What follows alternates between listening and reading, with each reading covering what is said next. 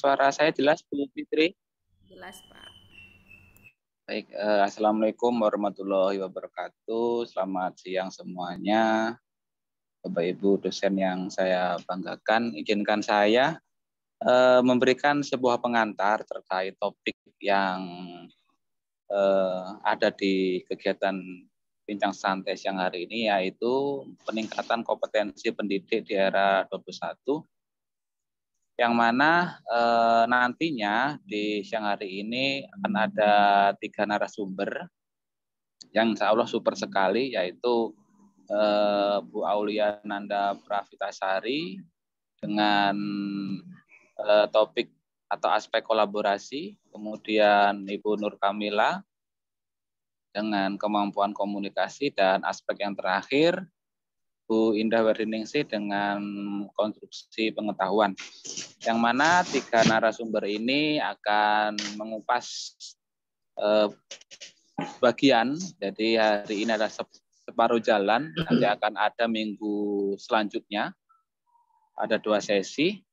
Jadi izinkan saya untuk memberikan pengantar sebentar sehingga ada jembatan terkait aspek-aspek yang saya sebutkan tadi. Nah, hal ini berkaitan dengan gelar MCE yang Bapak Ibu yang saya sebutkan tadi sudah raih, yaitu MCE, Microsoft Certificate Educator, yang mana gelar ini berkaitan erat dengan pembelajaran abad 21. Nah, berkaitan dengan hal ini perlu dipahami bersama bahwa pembelajaran abad 21 adalah pembelajaran yang mengintegrasikan antara kecakapan, pengetahuan, keterampilan, dan sikap, serta penguasaan terhadap TIK. Nah, kecakapan tersebut dapat dikembangkan melalui berbagai model pembelajaran dengan karakteristik, kompetensi, dan materi pembelajaran. Nah, kecakapan yang dibutuhkan di abad 21 merupakan keterampilan atau kecakapan berpikir tingkat tinggi, yang mana 3 aspek yang dibahas di siang hari ini sangat mendukung tentang bagaimana kita menyiapkan strategi pembelajaran atau metode pembelajaran untuk disinergikan sesuai dengan kemajuan di abad 21.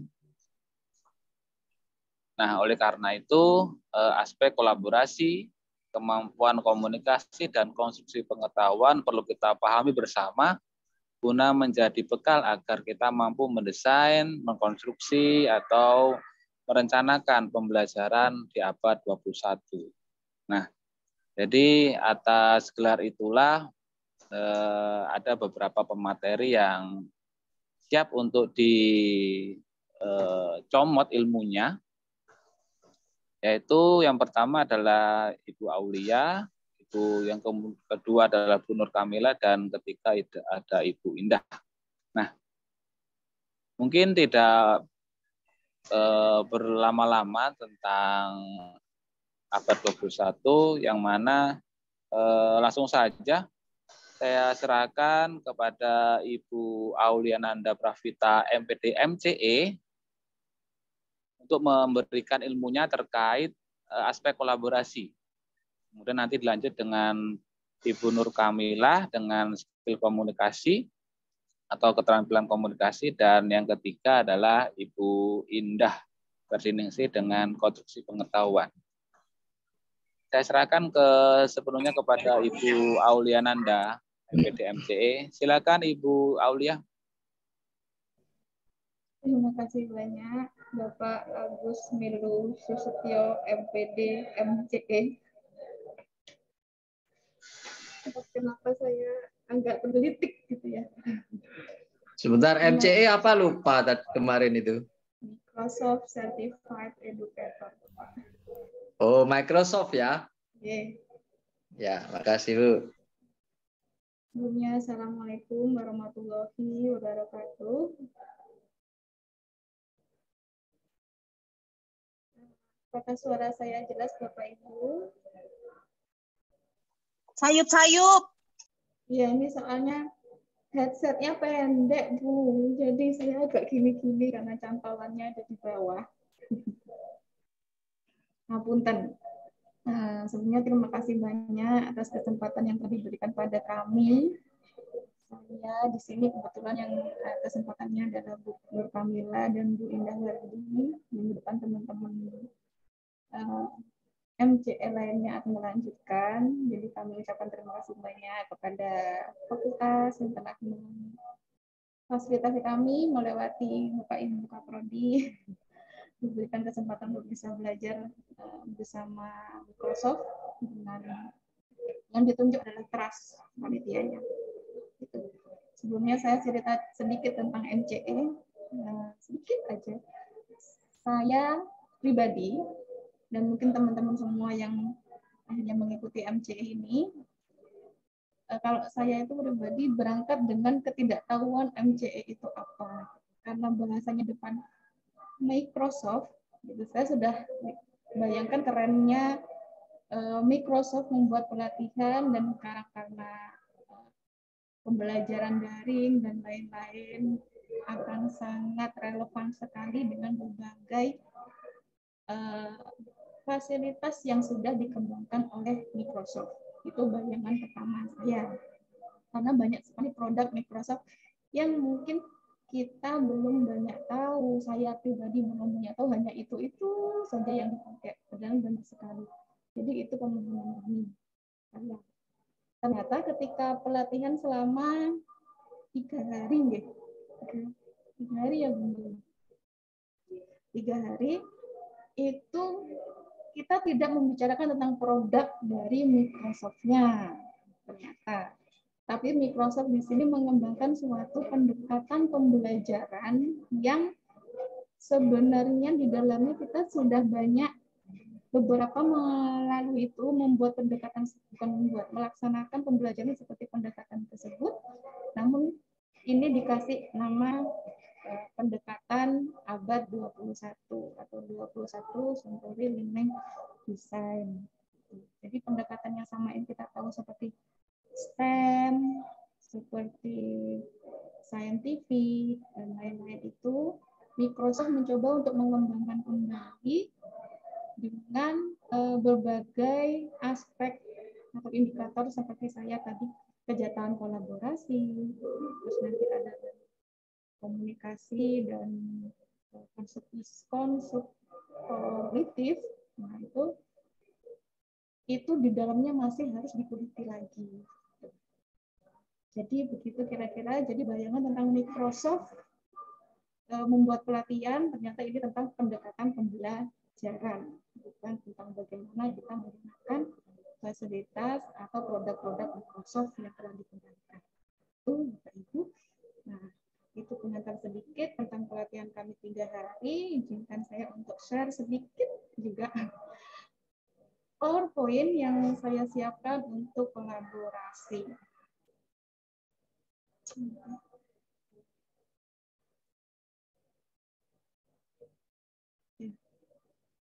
Jadi kolaborasi beberapa aspek yang ada di pendekatan 21 ini, selain ada kolaborasi, ada komunikasi, ada pembentukan pengetahuan, ada penggunaan TIK, ada bagaimana self regulasi dan lain-lain, itu ada 6 aspek.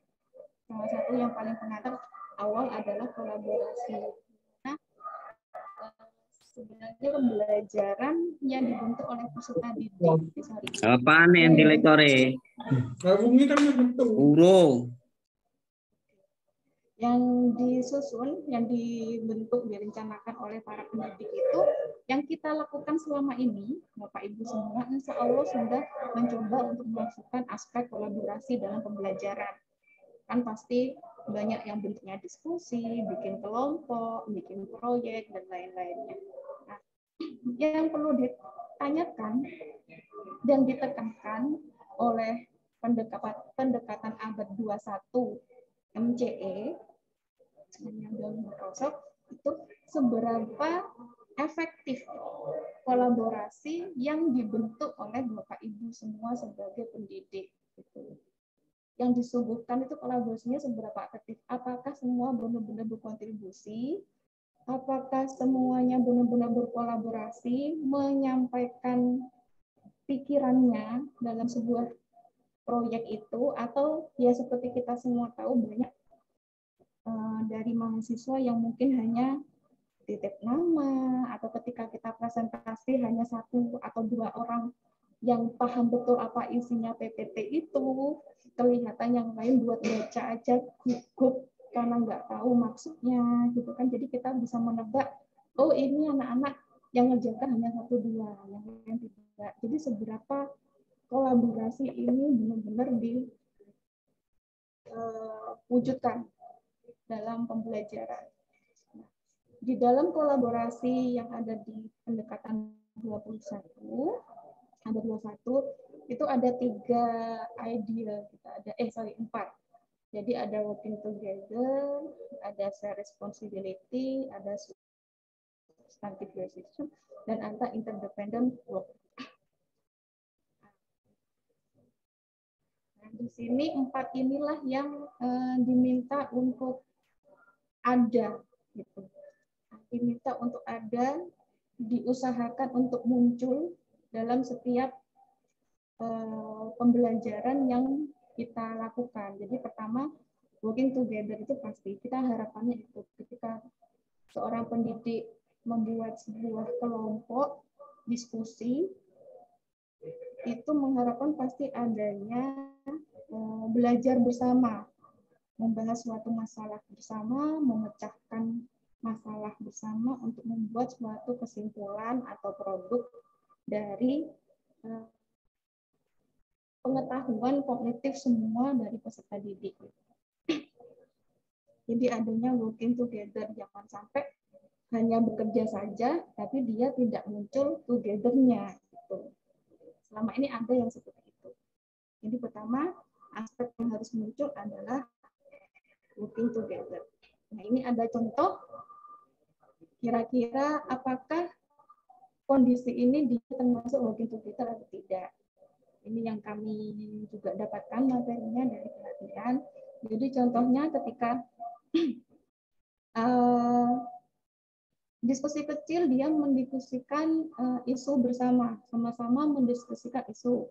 Kalau yang tidak, ya pasti dia mengerjakan secara sendiri. Itu sudah pasti dia tidak working together. Saya yakin kalau pada tahap yang pertama ini, Bapak Ibu sudah bisa membedakan mana kondisi dari kelompok ini, dia ada bekerja bersama atau tidak. Entah itu secara hanya berpasangan atau di dalam kelompok.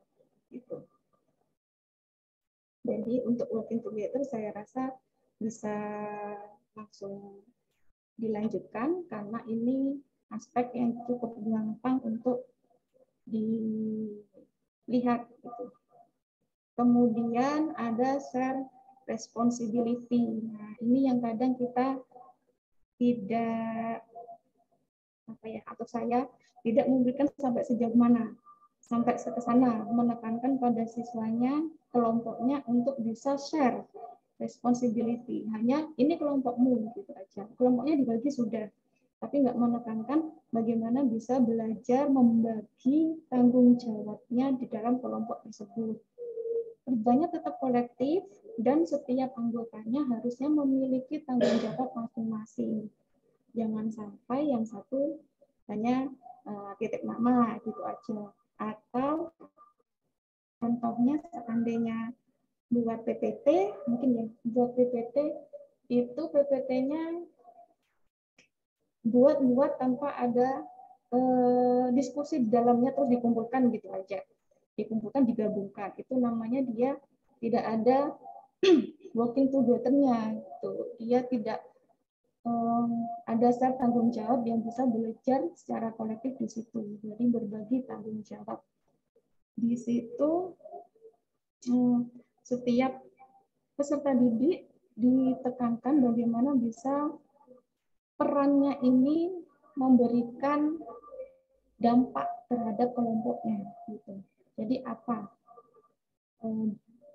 kontribusi masing-masingnya. Nah di sini contoh yang bisa ditunjukkan untuk responsibility kalau yang pertama seperti ya di situ siswa melaksanakan eksperimen di lab secara bersama dan dia memiliki tanggung jawab masing-masing untuk menyelesaikan percobaan tersebut. Kalau yang satu nggak menyelesaikan, percobaannya nggak berhasil. Nah, kayak gitu. Terus mungkin di sini ada contoh yang kedua, untuk yang tidak itu, seorang siswa mencoba menginterview siswa lainnya berkaitan tentang cuaca di lokasinya masing-masing. Setelah hasil wawancara antar siswa, tapi mereka tidak ada hubungan responsibility-nya. Ya wes, ini tugasku selesai karena sudah tahu jawabannya tentang cuaca lokal di sana, dan dia juga sudah tahu tentang jawabanku. Aku pun tanpa ngasih share jawaban ke orang lain, ngasih share jawaban ke anggota yang lain, itu tidak akan memberi dampak terhadap hasil kinerjanya. Gitu. Jadi kalau kita membuat kondisi belajar seperti itu, berarti kita tidak memberikan menuntut siswa untuk membagi responsibility-nya.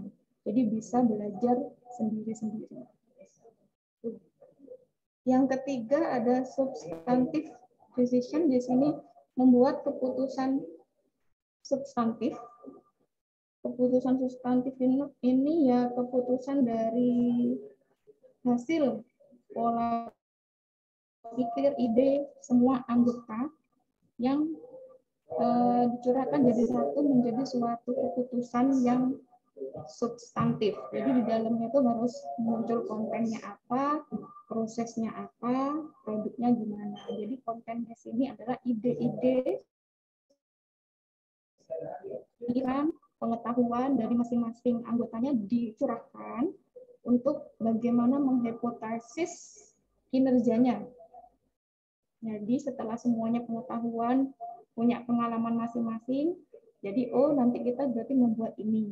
Terus setelah kalau prosesnya di sini berkaitan dengan merencanakan bagaimana produk ini, kelompok ini, proyek ini bisa dilaksanakan. Jadi kalau proses ngomong tentang perencanaan, dan semua ini bentuknya keputusannya harus hasil rembuk, bukan dari hasil satu orang saja membuat keputusan sendiri dan dilaksanakan oleh anggotanya yang mengikuti. Kalau produk sudah ngomong tentang desain, desainnya juga harus dari ide semua siswanya. Contoh yang substantif decision di sini, kalau kita lihat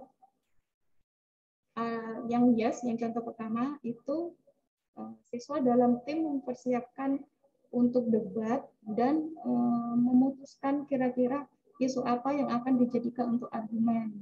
Gitu. Jadi mereka berdiskusi kira-kira isu-isu apa yang bisa digunakan menjadi bahan argumennya. Kemudian mereka menggunakan pengetahuan mereka ini untuk bekerja sama untuk melakukan hasil negosiasinya, memaparkan idenya ketika debat. Jadi ini semua kumpulan pengetahuan dari para anggotanya sebagai bahan isu yang akan diberikan untuk menguatkan argumen ketika debat.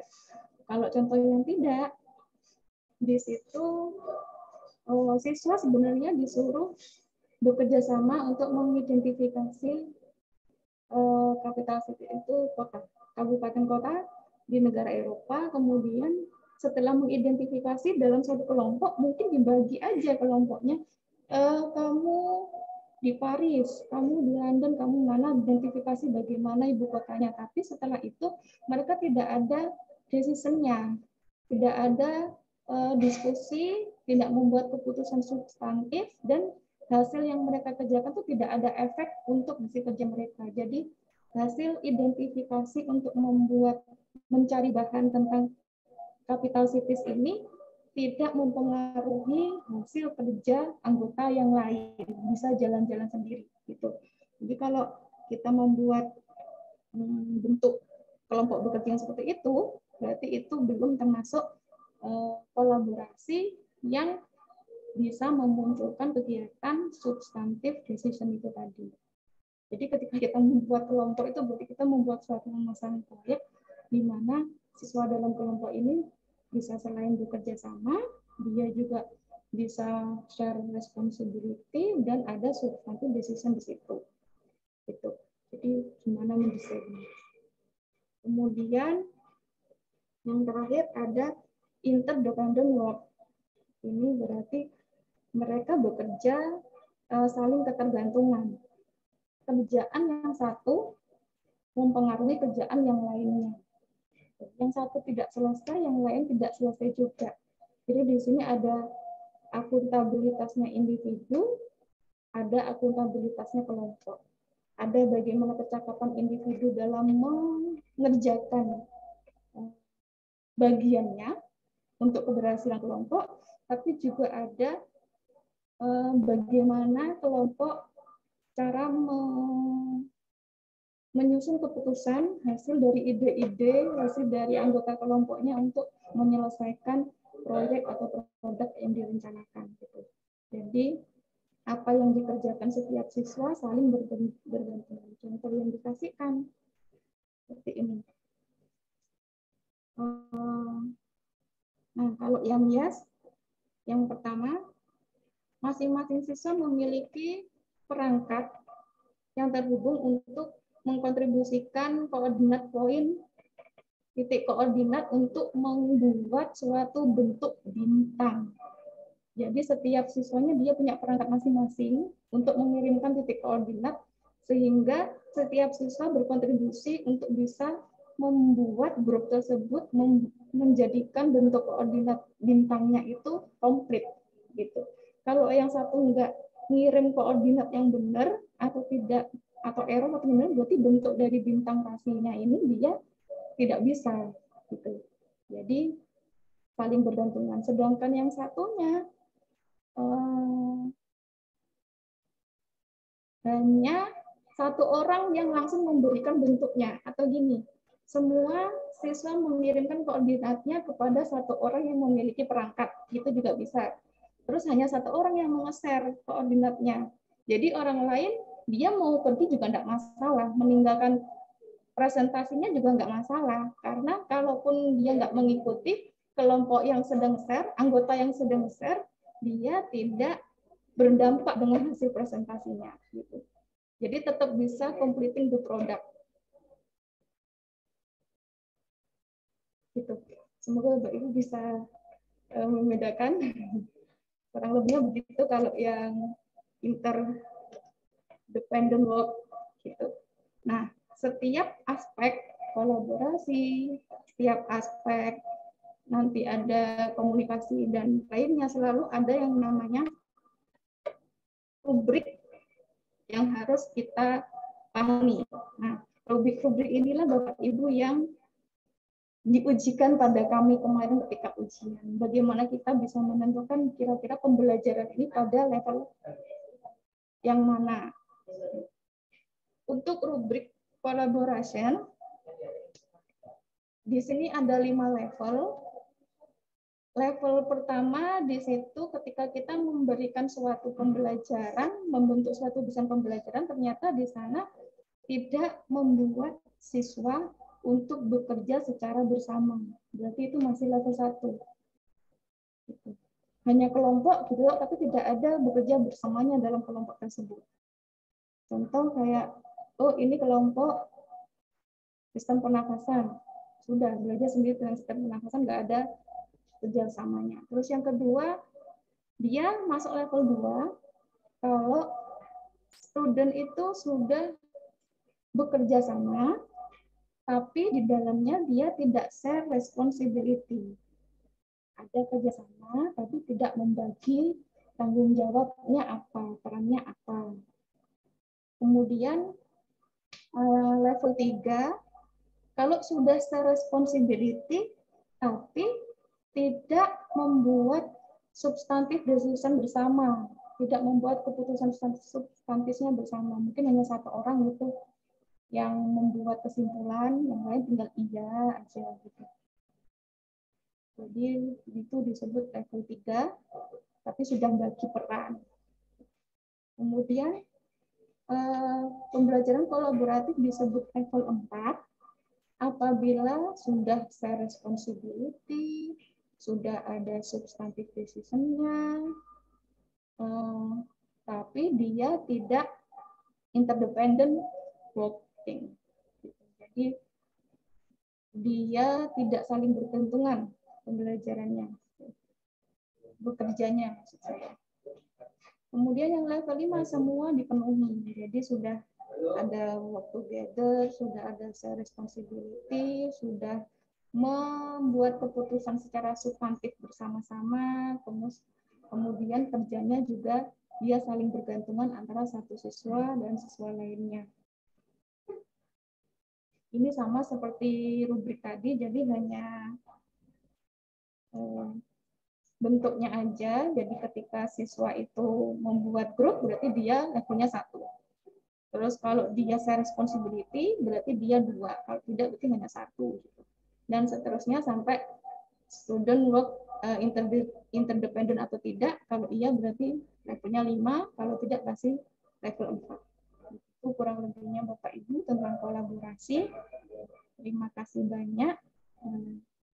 Dipun Pak Milu. Langsung ke Bu Mila, nopo Pak Milu dulu, atau ada yang tanya dulu, dipun dulu.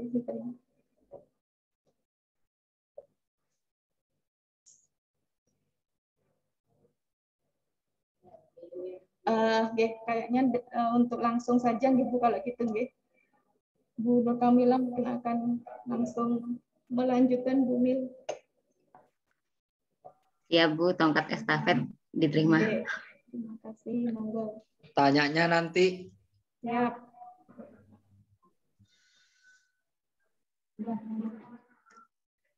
Baik, terima kasih atas waktu yang disediakan. Bismillahirrahmanirrahim. Assalamualaikum warahmatullahi wabarakatuh. Waalaikumsalam warahmatullahi wabarakatuh. Ibu Bapak, ini saya kebuka.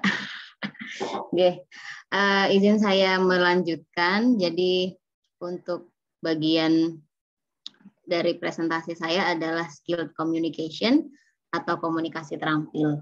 Yang mana dalam pembelajaran abad 21, komunikasi merupakan salah satu skill atau keterampilan penting yang harus diajarkan dan dimiliki oleh peserta didik sebagai calon generasi yang akan produktif di masa depan.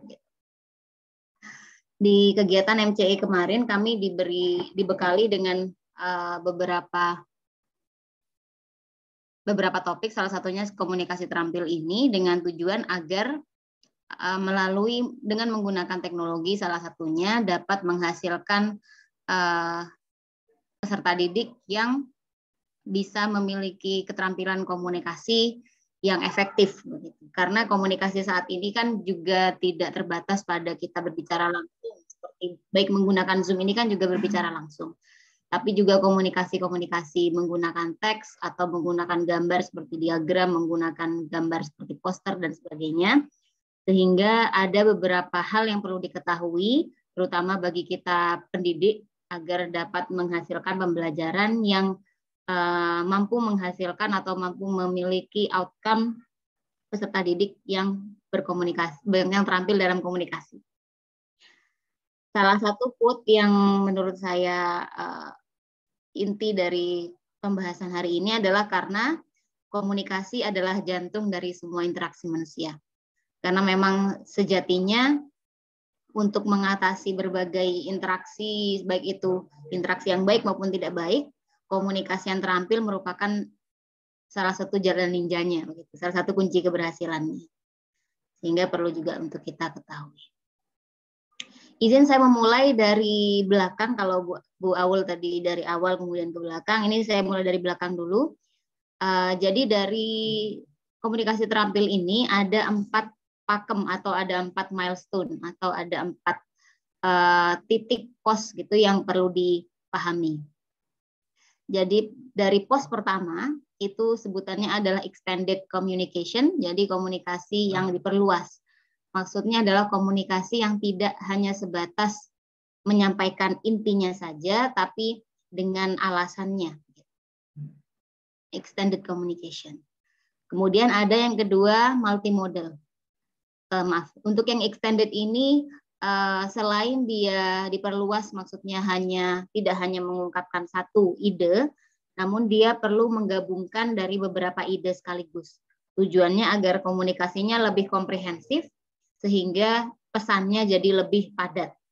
Sedangkan yang kedua yaitu multimodal atau beberapa moda atau beberapa alat, sehingga komunikasi yang diharapkan untuk menjadi peserta didik yang terampil dalam berkomunikasi diharapkan dapat menggunakan beberapa atau memanfaatkan beberapa alat komunikasi, baik itu yang teknologi maupun yang tidak, agar komunikasinya lebih, sekali lagi, lebih efektif. Untuk yang selanjutnya adalah komunikasi perlu bukti, perlu dukungan atau perlu penjelasan gitu. Nanti akan saya paparkan beberapa contohnya agar lebih mudah memahami. Namun secara definisi, evidence ini maksudnya adalah ketika peserta didik mampu memberikan supporting evidence, memberikan bukti atau fakta atau contoh yang mendukung argumennya atau ide yang telah disampaikan sebelumnya. Tentu saja ini penting, karena dalam komunikasi saat ini terutama peserta didik itu sudah, masyarakat kita, para netizen itu sudah sangat kritis, sehingga ketika kita menyampaikan suatu argumen, maka diharapkan kita bisa bertanggung jawab dengan argumen tersebut. Sehingga dari kelas kita, para pendidik kita mengajarkan mereka agar lebih aware atau lebih peka terhadap kebutuhan para audiensnya yang di luar, maka mereka harus menyadari bahwa apapun yang mereka sampaikan, ide-idenya perlu disertai dengan bukti atau fakta agar bisa dipertanggungjawabkan. Dan yang terakhir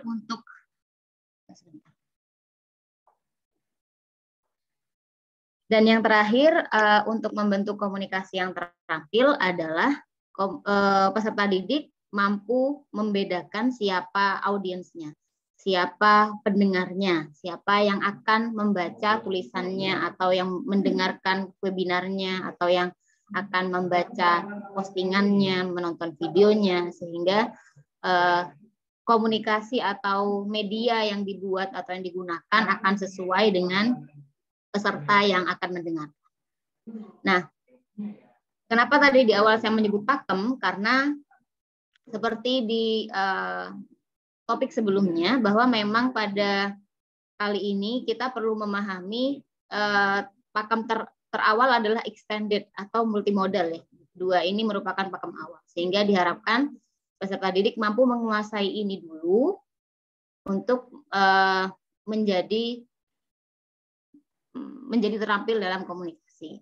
Selanjutnya mereka perlu memahami bagaimana caranya memiliki atau memberikan, bagaimana mereka bisa memberikan evidence dalam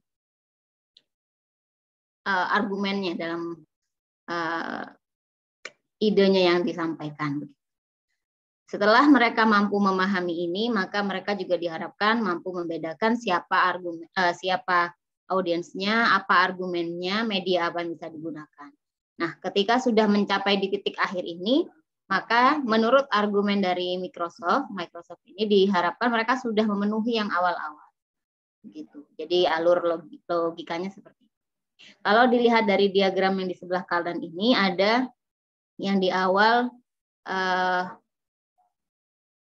kalau was the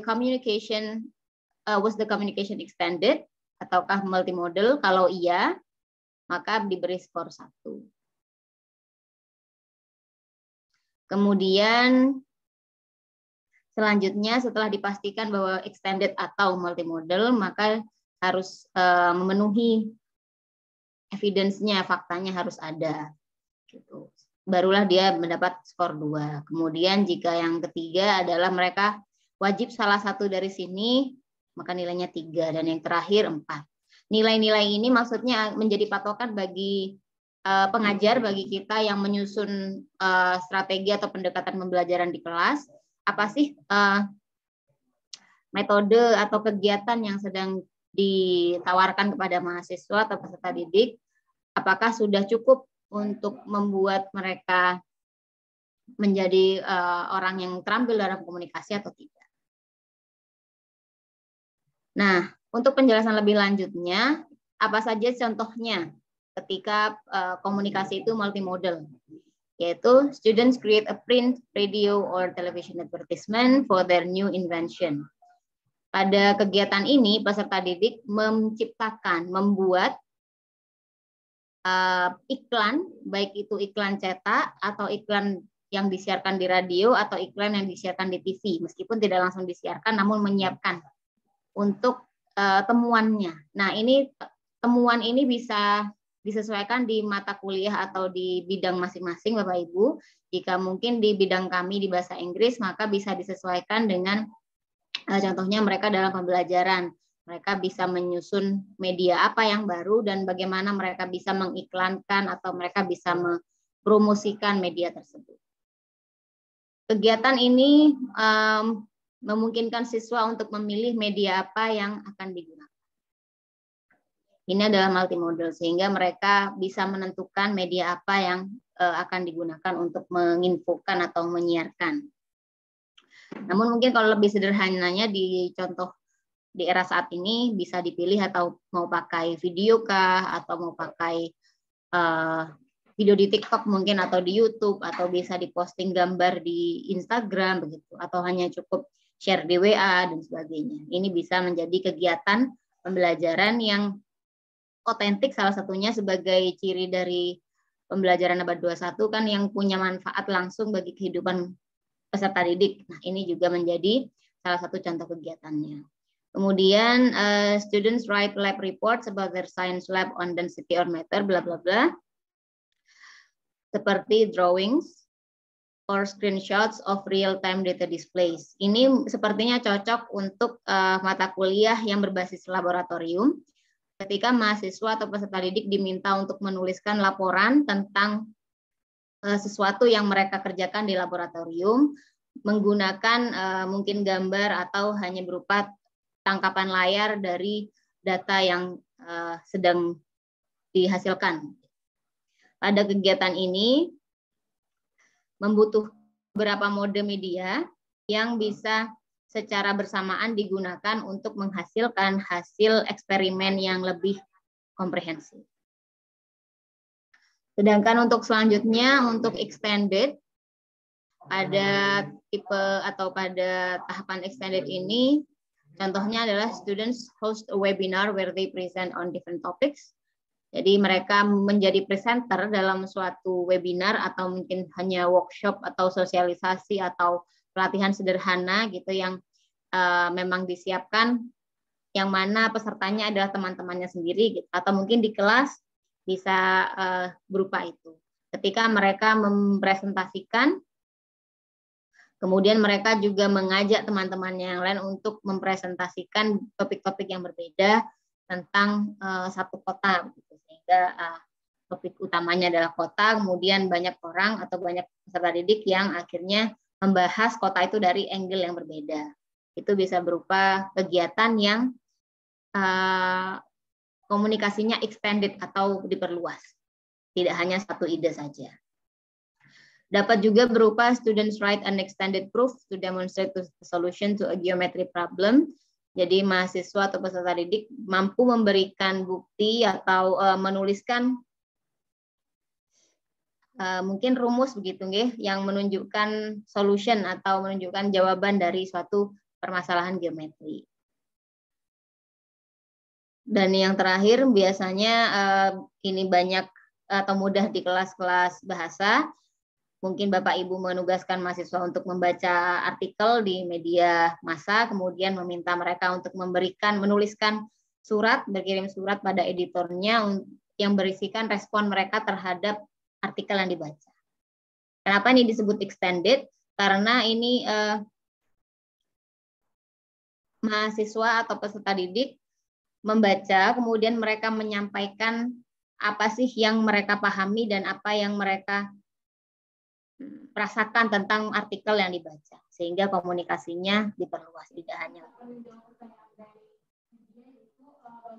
Kemudian yang selanjutnya tentang evidence, yaitu supporting evidence dan particular audience. Jadi yang supporting evidence salah satunya adalah ketika peserta didik menuliskan esai tentang pemanasan global, kemudian di sana mereka diminta untuk menuliskan alasan, kemudian membuat mereka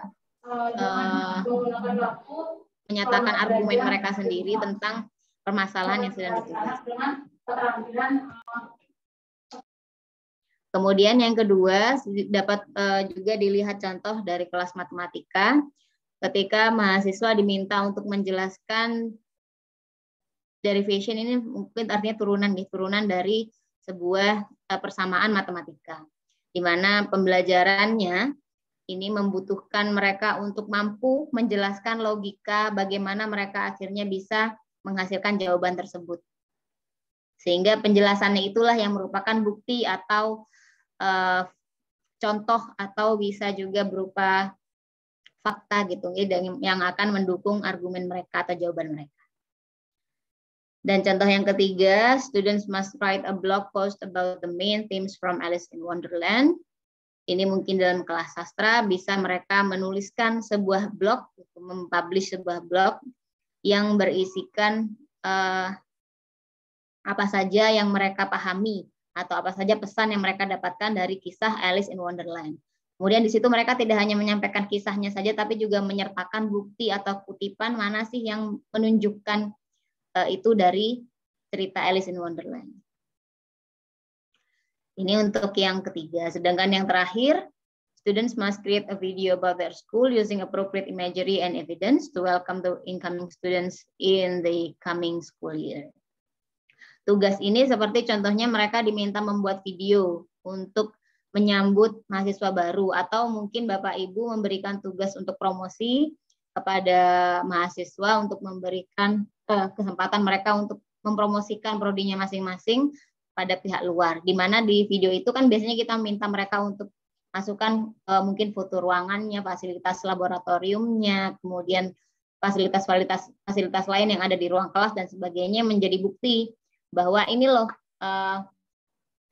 kampus kami gitu. Nah, kenapa bentuknya video? Karena mungkin target sasaran dari audiensnya adalah anak-anak muda, calon mahasiswa baru yang juga banyak menggunakan sosial media. Kemudian yang kedua, students must write a letter to a company suggesting improvements to a product.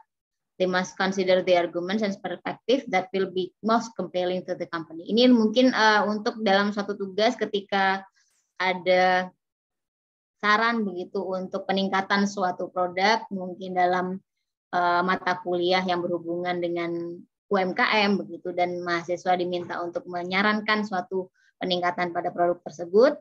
Mereka akan diminta menuliskan surat atau menuliskan proposal yang dimana di situ mereka memasukkan apa saja argumen-argumennya dan alasan-alasannya mereka menyampaikan itu. Kenapa harus surat? Karena yang dituju adalah perusahaan formal, sehingga harus dalam bentuk formal juga. Nah, dari pemahaman saya pribadi, ketika sudah mungkin nih di sini ketika sudah memenuhi salah satunya, maka bisa disebut kegiatan pembelajaran kita sudah skor 1, sudah masuk. Oke, kita sudah masuk satu step untuk sampai ke komunikasi terampil. Kemudian jika selanjutnya setelah terpenuhi skor 1-nya tapi masih tidak diwajibkan memenuhi salah satu tapi tetap ada itu, maka sudah lebih baik lagi, sudah naik 1 tingkat. Kemudian jika skor 1 yang salah satu dari extended dan multimodal tadi sudah terpenuhi, kemudian selanjutnya Bapak Ibu juga mewajibkan contohnya mereka untuk menyertakan bukti atau mewajibkan mereka untuk membuat video khusus untuk audiens tertentu, tapi tidak keduanya, maka bisa jadi itu masuk di skor 3. Dan jika sudah terpenuhi seluruhnya, maka pembelajaran kita insya Allah sudah di jalan yang benar untuk menghasilkan peserta didik yang bisa terampil dalam komunikasi. Saya rasa itu secara singkat pembahasan tentang komunikasi terampil. Monggo jika ada bahan diskusi kami siap mendengarkan. Sekian dari saya. Terima kasih atas waktunya. Assalamualaikum warahmatullahi wabarakatuh. Waalaikumsalam warahmatullahi wabarakatuh. Estafet saya teruskan kepada Ibu Indah Wirdiningsih. Silahkan Ibu Indah. Baik, Ibu-Ibu, terima kasih banyak atas waktunya. Apa suara saya sudah jelas? Sangat jelas. Sudah jelas. Oke, terima kasih. Assalamualaikum warahmatullahi wabarakatuh. Waalaikumsalam warahmatullahi wabarakatuh. Izin share screen nih, Bapak Ibu.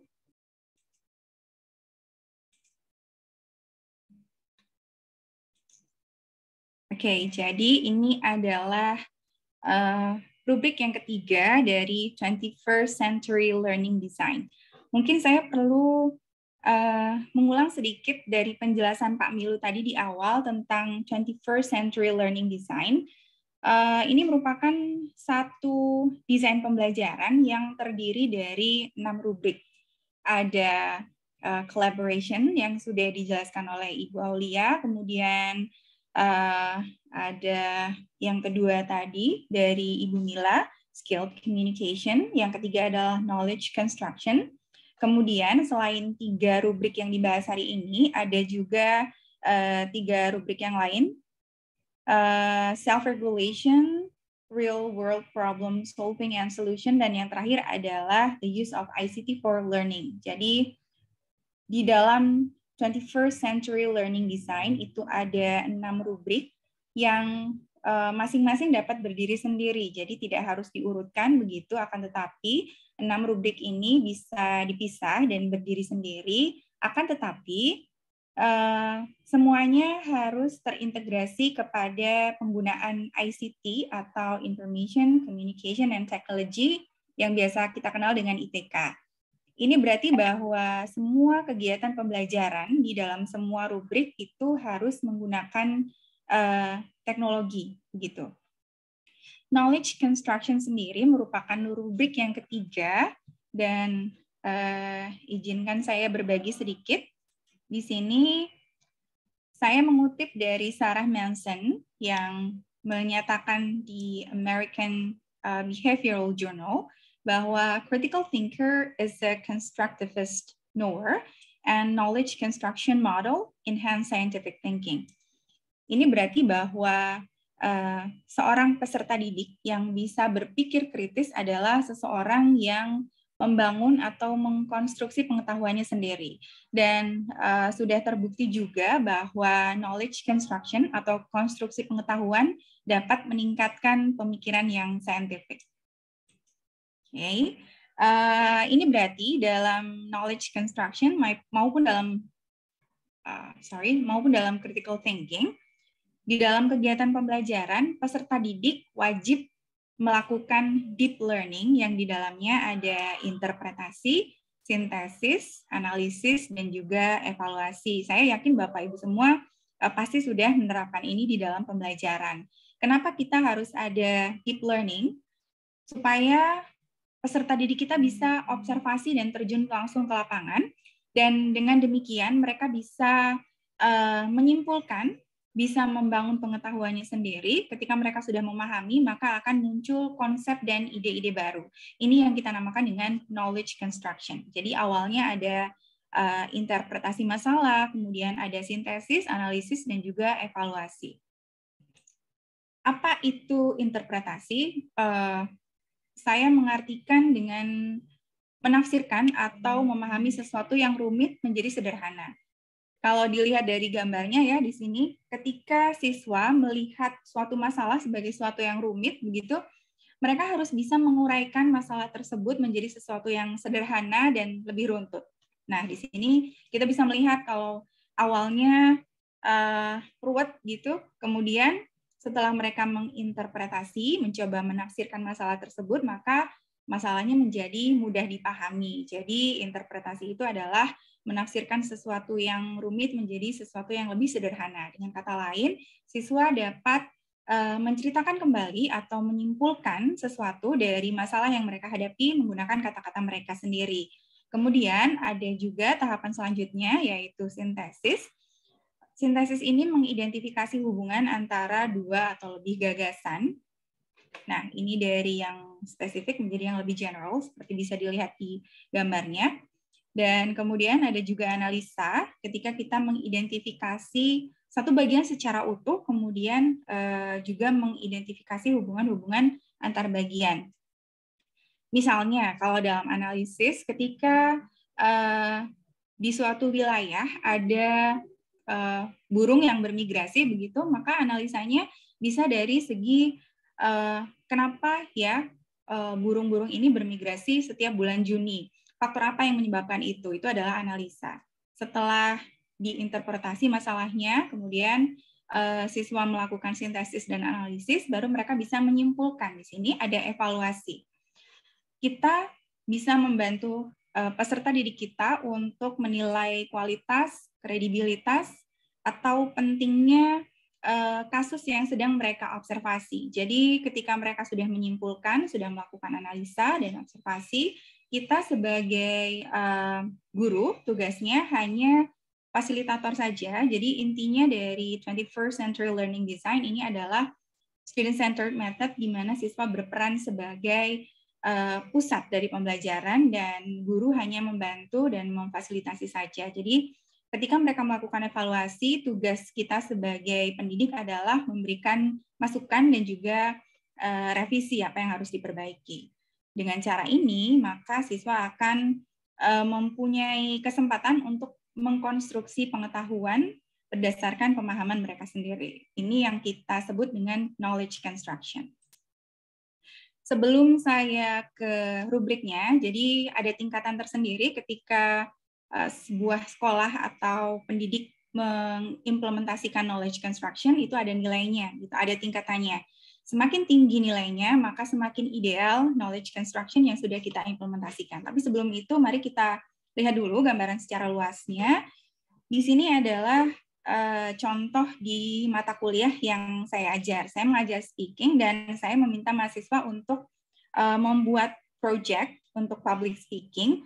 Mereka harus berbicara di depan audiens dengan topik sustainable waste management di daerah Jember. Kemudian mereka juga harus menjelaskan bagaimana pengelolaan sampah yang ramah lingkungan di Singapura dan di Jepang. Saya memberikan pilihan. Jadi sebenarnya mereka bisa menjelaskan tentang pengelolaan sampah hanya dengan mencari informasi di internet. Bisa ambil gambar, bisa nonton YouTube, atau mungkin mereka bisa baca-baca buku aja udah cukup, dan mereka bisa menjelaskan itu ke audiensnya. Tapi akan lebih baik lagi ketika mereka terjun langsung ke lapangan. Misalnya untuk pengelolaan sampah yang di Jember, ini kita nggak bisa cuman baca buku atau berita saja karena pastinya tidak akurat. Saya menyarankan mereka untuk langsung datang ke tempat pembuangan akhir di Pakusari. Kebetulan di sana semua sampah dari wilayah Jember dibawa ke tempat pembuangan akhir. Yang harus mereka observasi adalah bagaimana sampah itu diolah. Dari rumah, kemudian ke tempat pembuangan awal, dan yang terakhir dibawa ke TPA di Pakusari. Setelah semua sampah dibawa ke sana, apa yang dilakukan? Bagaimana proses selanjutnya? Adakah pemilahan sampah? Atau mungkin sampah-sampah plastik itu akan diolah lagi menjadi bentuk kerajinan yang lain? Itu yang harus mereka ketahui prosesnya, dan setelah mereka tahu, mereka juga harus mengembangkan ini menjadi hal yang lain. Yang pertama dilakukan adalah interpretasi. Jadi mereka memahami dulu apa itu sustainable waste management, kemudian mereka melakukan sintesis, membandingkan di Jember bagaimana, di Singapura bagaimana, di Jepang bagaimana. Setelah itu ada yang namanya analisa. Dari kasus yang ada di Jember ini, apakah pengelolaan sampahnya sudah sustainable, apakah sudah ramah lingkungan? Kalau jawabannya iya, kenapa bisa begitu? Apa yang membuat mereka berpikir bahwa pengelolaan sampah itu sudah sustainable? Jika tidak, nah baru kita ada langkah lebih lanjut, misalnya mahasiswa bisa memberikan saran kepada pengelola atau ke pemerintah kota atau mungkin ke pejabat terkait, bagaimana caranya supaya pengelolaan sampah di Kota Jember bisa lebih baik, atau setelah menganalisa dan mengevaluasi, mereka bisa mengaplikasikan ilmu yang mereka dapat tadi melalui misalnya penyuluhan ke masyarakat. Bagaimana supaya masyarakat itu tidak langsung membuang sampah, tidak dicampur gitu aja, ada sampah basah, kertas, bungkus makanan, jangan dibuang begitu aja. Kita bisa disortir dulu, misalnya sampah basah bisa dibuat kompos, kemudian sampah kertas bisa dijual lagi, sampah plastik juga bisa dibuat diolah menjadi kerajinan. Jadi sebenarnya bisa dimanfaatkan untuk hal yang lain dan ini juga mempermudah proses penguraian dan recycle sampah. Nah, ini ada aplikasi di konteks yang baru. Dari pengetahuan yang sudah mereka dapat, mahasiswa bisa mengaplikasikan di konteks yang baru dan akhirnya mereka juga untuk public speaking ya, jadi proyeknya tujuannya adalah supaya mereka bisa menceritakan tentang proses waste management atau pengelolaan sampah ini menggunakan bahasa Inggris tentunya di depan audiens, di depan teman-teman mereka. Jadi dasarnya tugasnya adalah project untuk kemampuan berbicara bahasa Inggris, tetapi mahasiswa di sini juga belajar hal lain tentang ilmu lingkungan, yaitu pengelolaan sampah yang ramah lingkungan. Ini adalah satu contoh gambaran studi kasusnya, kemudian kita akan lihat tingkatannya. Jadi knowledge construction itu ada rubriknya, tadi Ibu Aulia dan Ibu Mila juga sudah menyampaikan. Jadi kalau skornya 1 itu seperti apa, skor 2 seperti apa. Semakin tinggi nilainya, maka semakin ideal implementasi dari rubrik yang kita lakukan. Di sini, guru yang mengimplementasikan knowledge construction, nilainya 1 jika kegiatan pembelajarannya tidak mengharuskan peserta didik atau siswa untuk melakukan jadi pembelajaran itu tidak harus ada interpretasi, tidak harus ada analisa dan observasi. Itu nilainya 1, berarti tidak ada knowledge construction yang dilakukan.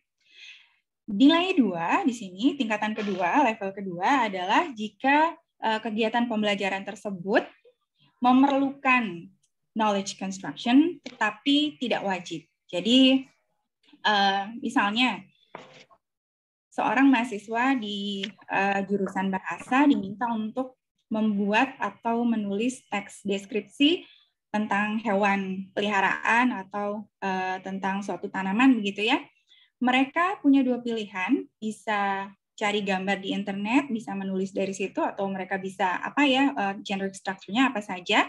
Dan pilihan yang kedua, mereka bisa langsung meneliti sendiri, membaca-baca sendiri, kemudian juga melakukan observasi. Jadi di sini gurunya bisa memberi pilihan, maksudnya siswa itu boleh melakukan knowledge construction atau tidak. Itu nilainya 2. Yang ketiga, knowledge construction is a main requirement, berarti kalau tidak menggunakan knowledge construction, dia tidak lulus. Gitu. Jadi untuk mengerjakan tugas atau untuk mengerjakan project, maka siswa di sini harus melalui observasi, harus ada penafsiran terlebih dahulu, kemudian ada sintesis, analisis, dan juga evaluasi, itu wajib. Kalau tidak begitu, maka gurunya berhak untuk tidak meluluskan. Tingkatan yang berikutnya adalah level yang keempat, di mana mahasiswa harus mengaplikasikan pengetahuan yang tadi dia dapat di dalam konteks yang baru.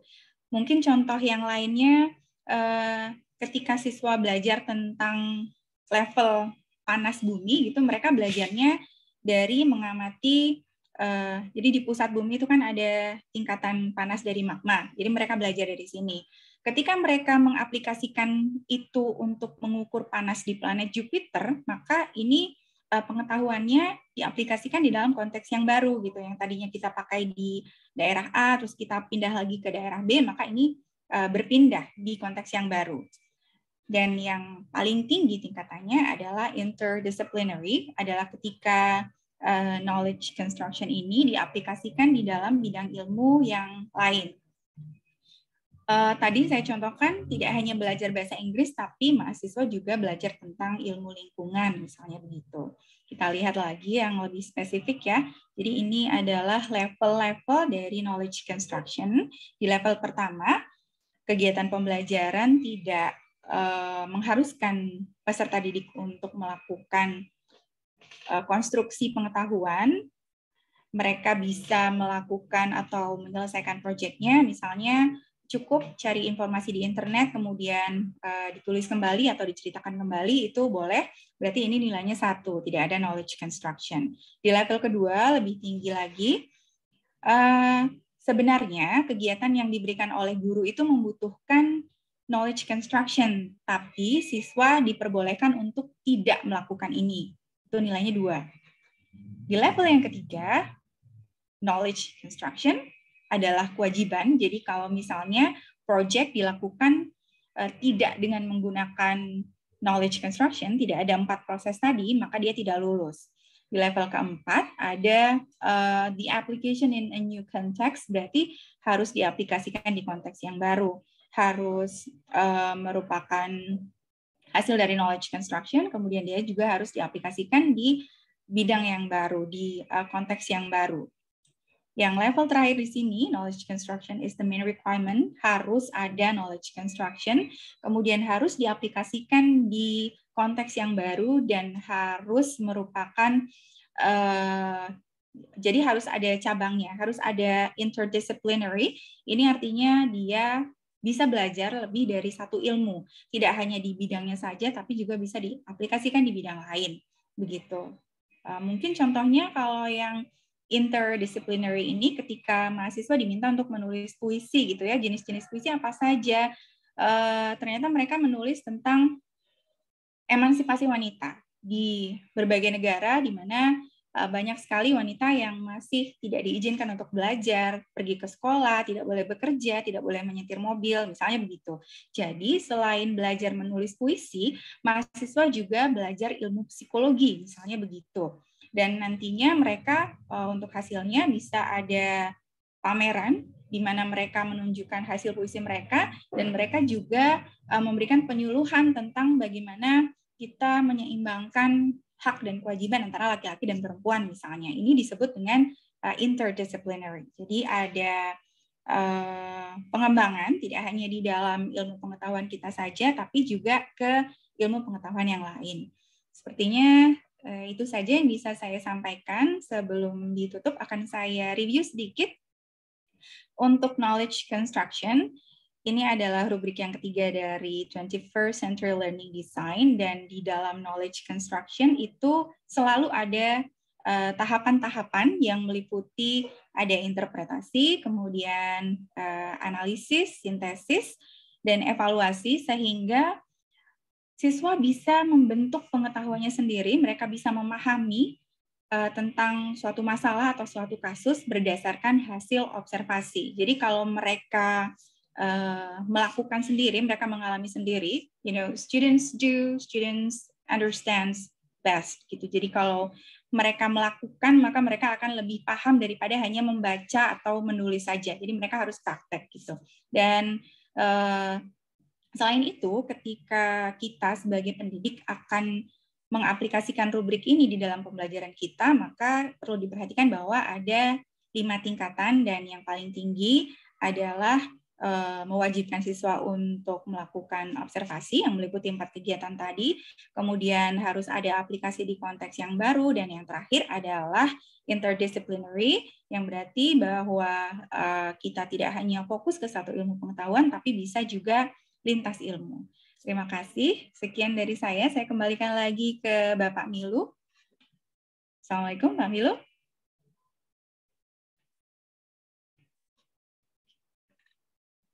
Jadi sambil menunggu Pak Milu ya, karena sebenarnya hari ini ada 4 pembicara, Bapak Agus Milu, Ibu Aulia, Ibu Mila, dan juga saya. Dan Pak Milu bertugas untuk memberikan pengantar begitu.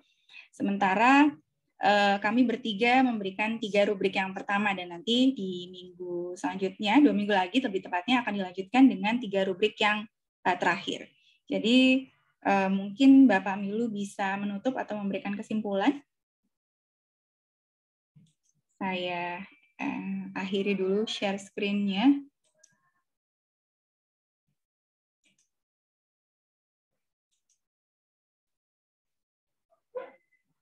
Bapak Milu? Belum kembali. Bagaimana ini Ibu-Ibu? Apakah Bisa kita simpulkan atau bagaimana?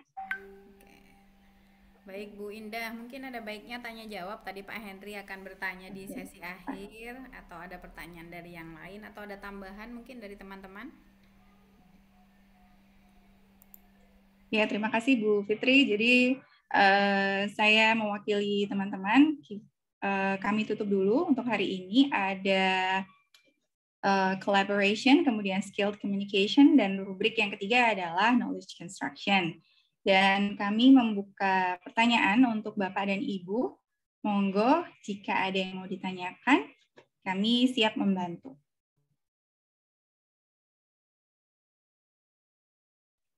Saya ada, izin. Ini Bapak, monggo. Maaf, saya enggak on cam ini. Halo Bu Indah. Iya, tidak apa-apa Bapak. Ada permintaan dan pertanyaan, Bu. Ya, mudah-mudahan yang permintaan dikabulkan. Yang permintaan itu mungkin kita minta slide-nya ya. Menarik sekali nih, Bu. Apa rubrik-rubrik tadi itu. Karena kalau saya refleksikan dengan apa yang sudah saya lakukan, sepertinya hanya 1-2 aja itu Bu yang saya lakukan, itu belum sampai 4 skornya ya. Nah, ini mungkin perlu apa namanya merancang agak lebih bagus ya pembelajaran kita. Jadi itu yang pertama. Kemudian yang kedua pertanyaan Bu, hanya satu saja Bu. Ini mungkin perlu apa namanya, perlu dibuatkan semacam training apa ya, untuk supaya bisa untuk meningkatkan ini. Contoh saja misalnya pada aspek apa tadi yang pertama Bu Aul ya, kolaborasi ya. Kolaborasi. Itu untuk sampai pada skor 3 dan 4 itu kan saya kira tidak mudah itu untuk melakukan itu. Jadi mungkin aplikasinya itu yang kita itu perlu apa namanya, perlu latihan untuk merancang pembelajaran ya. Demikian juga yang komunikasi. Kalau komunikasi saya kira agak relatif lebih mudah ya. Tapi yang kolaborasi, apalagi yang knowledge construction, ini agak berat ini Bu. Ini yang disampaikan Bu Indah ini agak berat ini. Jadi kalau misalnya bisa 3 saja saya kira sudah bagus ya. Tetapi kalau bisa 5 itu lebih bagus lagi.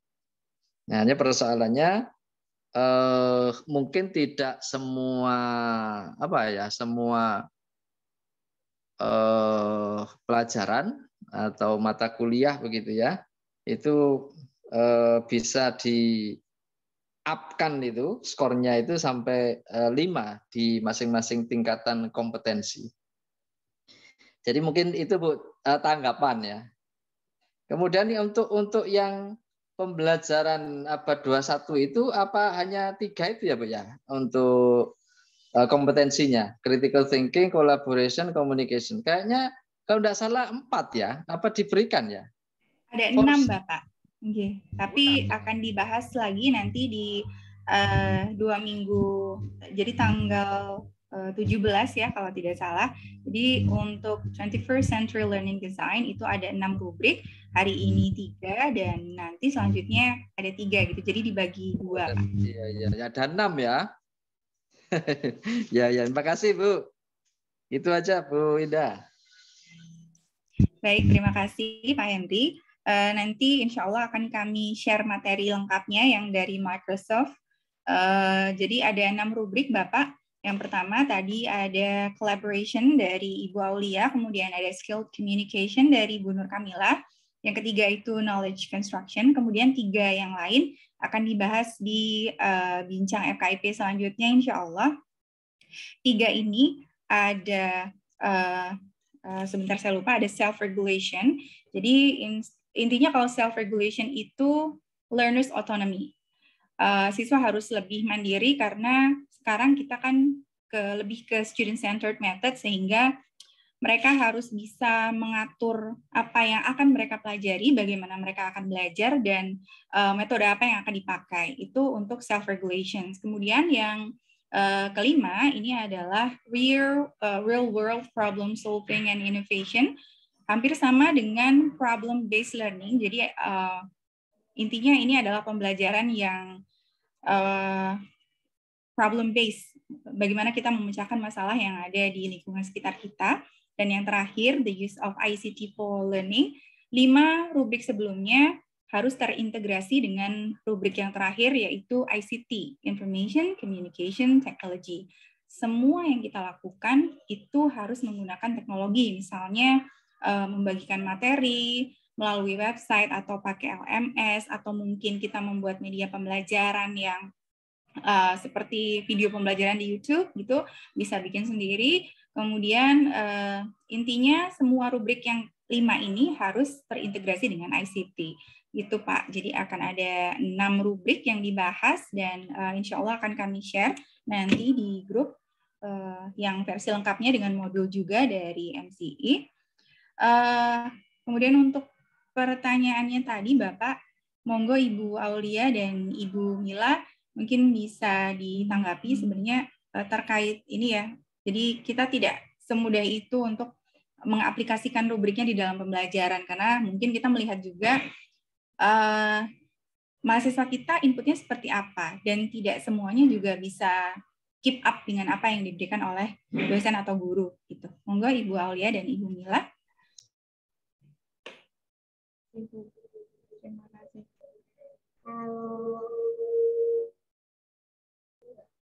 Kalau Pak Hendri nih mau bilang kayaknya masih level 1-2 gitu, ya sami Pak. Setelah melihat dan mengikuti bulatan ini, kami juga merasa ya oh ternyata kita hanya mungkin levelnya 2 gitu. 1 itu kan rata-rata tidak semua, tidak komunikasi, tidak ada kegiatan konstruk gitu, tidak ada kegiatan working together gitu. Jadi levelnya baru 2, di mana kita mengkondisikan siswa untuk work together gitu. Untuk yang lain-lain, bagaimana pelatihannya? Waktu ketika di MCI, kami hanya dikasih sampai batas ini, gambaran contohnya apa, sampai level sini, ini kegiatannya. Bagaimana penyusunannya, kita tidak ada proyek atau masalah untuk benar-benar membuat produknya. Tapi saya membayangkan bagaimana kita bisa tahu semua siswa itu ada kontribusinya, semua bisa berkolaborasi, mungkin dengan membuat suatu ya rubrik penilaian itu sendiri gitu tentang kolaborasi. Jadi menyiapkan seperti template kerja selain proyek yang mereka buat, tapi juga kalau saya membayangkan mereka ada laporan progres yang bisa dipaparkan per individu seperti jurnal harian gitu. Jadi ketika mereka membuat kelompok, peran apa yang sudah mereka lakukan, apa kontribusi yang sudah diberikan pada kelompoknya, tapi itu per individu gitu. Jadi dalam satu kelompok itu setiap siswanya dia punya plan sendiri untuk mengerjakan tanggung jawabnya, dan ada bentuk kesimpulan akhir dari kelompoknya yang kalau dilihat nanti ada integrasinya dari semua kerja tiap kelompoknya itu nyambung gitu. Saya bayangannya di situ kalau memang benar-benar harus tahu bagaimana kontribusi setiap anggota di kelompok tersebut. Nah, sulitnya adalah bagaimana kita bisa mengkondisikan tugas atau proyek itu bisa membuat tidak hanya siswa berkelompok diskusi selesai, tapi memantik siswa untuk bisa punya peran masing-masing, kira-kira proyek apa. Karena setiap proyek itu kan, setiap kelompok itu kan kita sudah bagi dan kita sudah membayangkan, punya bayangan lebih jauh gitu, kira-kira tugas ini dikerjakan ini agar semua siswa punya perannya masing-masing. Kalau seandainya itu dalam bentuk lab gitu, Kalau saya mungkin bayangkan tentang gravitasi, mungkin saya praktik gravitasi, yang satu harus membandingkan bagaimana cara menentukan gravitasi itu, yang satu pakai gas, yang satu pakai sistem gandul getaran, bagaimana kedua ini masing-masing punya kontribusi siswanya, yang pakai getaran gimana, yang pakai gas gimana, dan untuk bisa membandingkan hasilnya gitu. Jadi ketika membuat tugas kita sudah punya bayangan kira-kira dalam kelompok ini mereka bisa membagi perannya bagaimana, itu yang sulit bagi pesertanya. Kalau untuk evaluasinya saya bayangnya itu sih, mungkin Bapak Ibu yang lain bisa menanggapi atau punya saran, atau teman-teman lain yang MCE ini muncul juga ada di ikut partisipasi, ada Bu Yoga, Bu Anita, Bu Asti, ada Bu Husnul, mungkin punya ide lain, monggo. Tuh, Pak Henry. Jadi kalau evaluasinya itu mungkin ada jurnal harian yang bisa ditunjukkan progresnya kerjanya apa, tapi mengkondisikan siswa agar bisa kolaborasi betul, kontribusi, menunjukkan ada summative decision-nya itu, memunculkan prosesnya itu yang memang PR bagi kita semua para pendidik.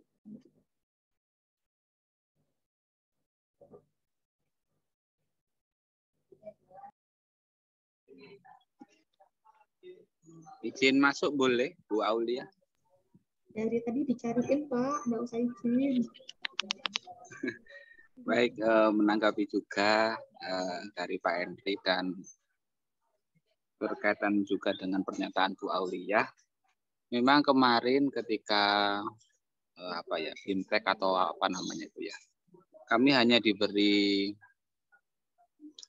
kasus begitu, itu terintegrasi juga dengan soal tes.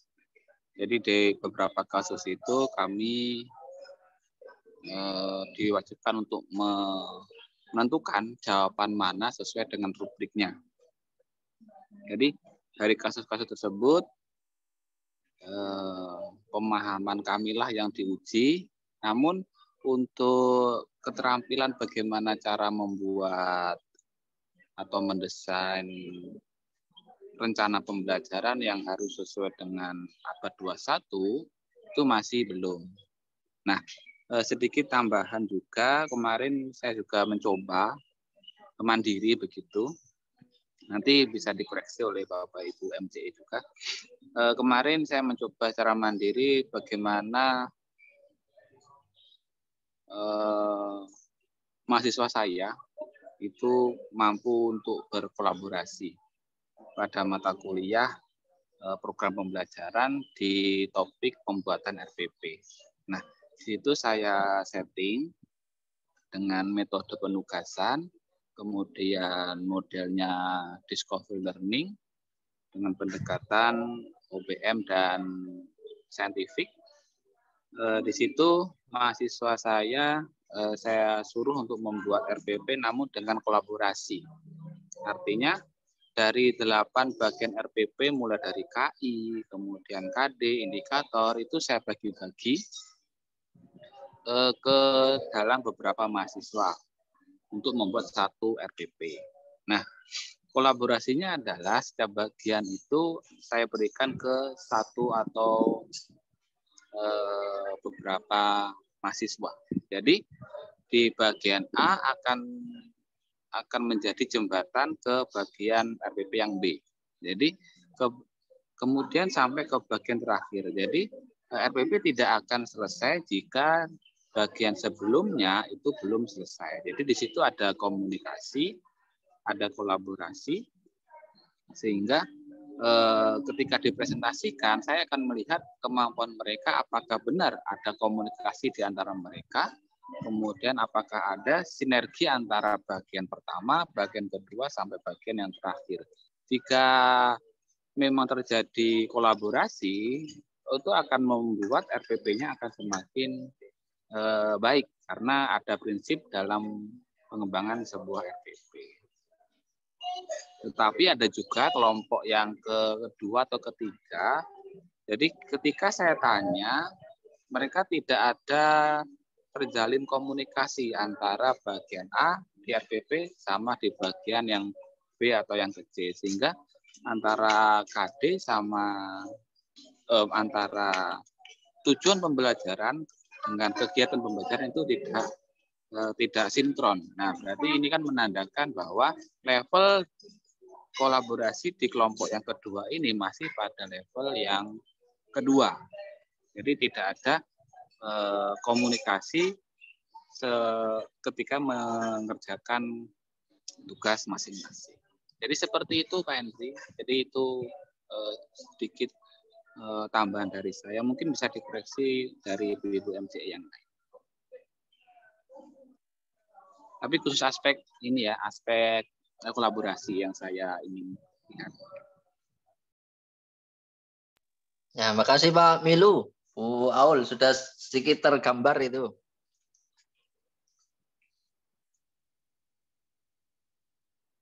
Kalau mungkin nanti saya mau nyantri aja masuk ke kelasnya Pak Milu.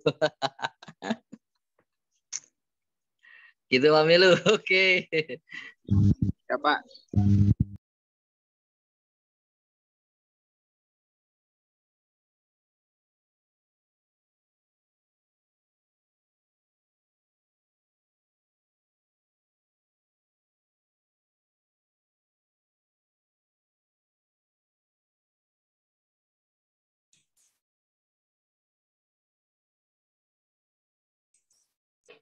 Baik, terima kasih Bapak Henry. Ini Bu Aulia sudah share filenya. Nanti mungkin bisa di-share di grup FKIP juga ya, supaya yang tidak bisa hadir hari ini bisa melihat materinya juga. Ada pertanyaan yang lain, Bapak Ibu, monggo silakan.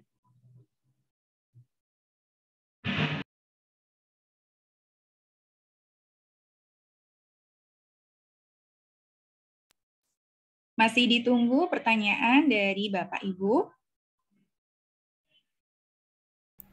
Sampai berapa hari Bu pertanyaannya ditunggu?